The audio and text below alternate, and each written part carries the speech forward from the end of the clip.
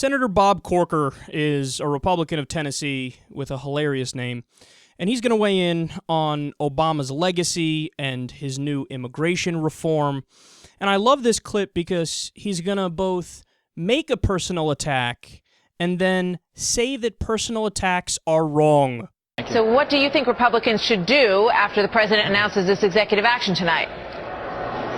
Well, we're all talking about that, Martha. I think that, if you really look at the situation, and people are using words to describe the president, but the fact is this president is disrespected around the world and held in contempt by his own party. So this president is not acting in strength.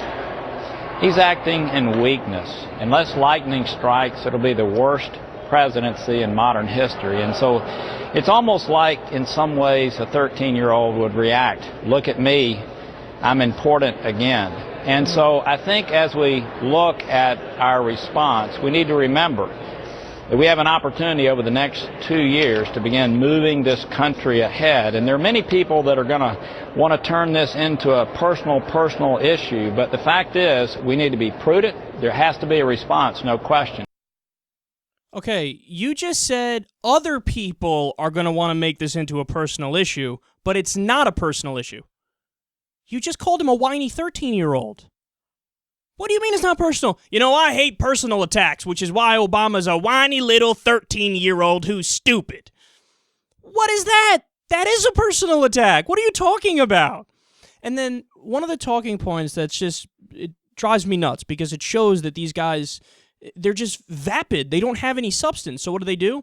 They have to rely on these broad explanations of emotional states. Like, Obama's weak. He ain't strong. He ain't got no strength. But what does that mean? What are you defining as strong and what are you defining as weak? You don't give any definition for that, and you don't give any explanation for that. How do you define weak? You want to ask Osama bin Laden if he's weak?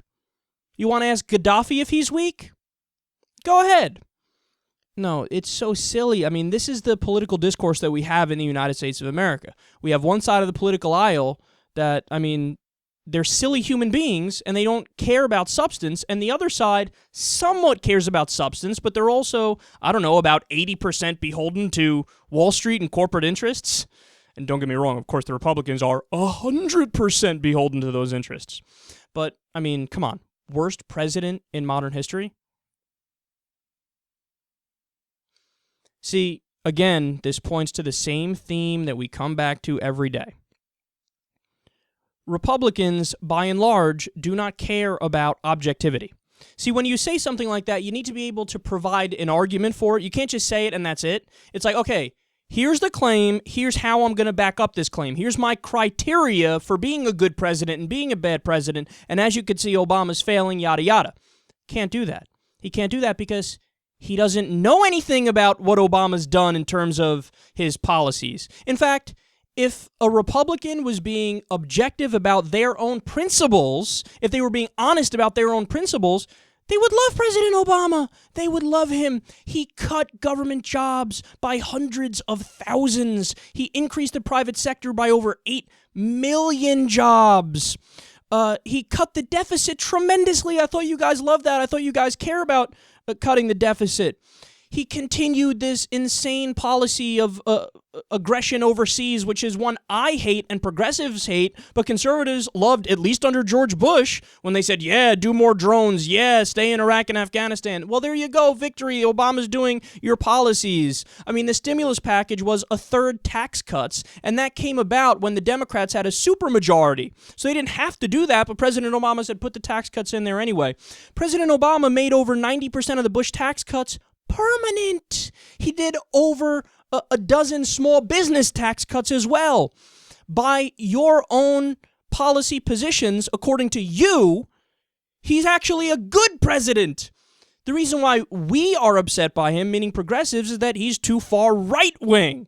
But again, when you're talking to the Republican base and when you are a Republican leader, you know that you're just listening to your donors and you're just listening to the rich, so you don't know anything specific, so you just have to give very vague, generalized statements like that. Like, yeah, you know Obama, that's the problem with him. He's weak. Okay, again, what does that mean? I don't know what that means. Well, yeah, he's the worst president in modern history. Not George W. Bush, who invaded the wrong country and destabilized the Middle East. Not that guy. Not the guy who brought back torture. Not that guy. Not the guy whose economic record in the private sector is losing 646,000 jobs by the time he was out of office. He net lost jobs as president. That doesn't happen. Even Jimmy Carter, who wasn't that great with the private sector, created about 1 million jobs. Bush lost 646,000. Not the guy who gave us the subprime mortgage crisis and the Great Recession. No, that guy's not the worst president. The worst president is the guy who cut the deficit, made the private sector better, and got historic healthcare reform. That, by the way, the Republicans originally came up with that plan.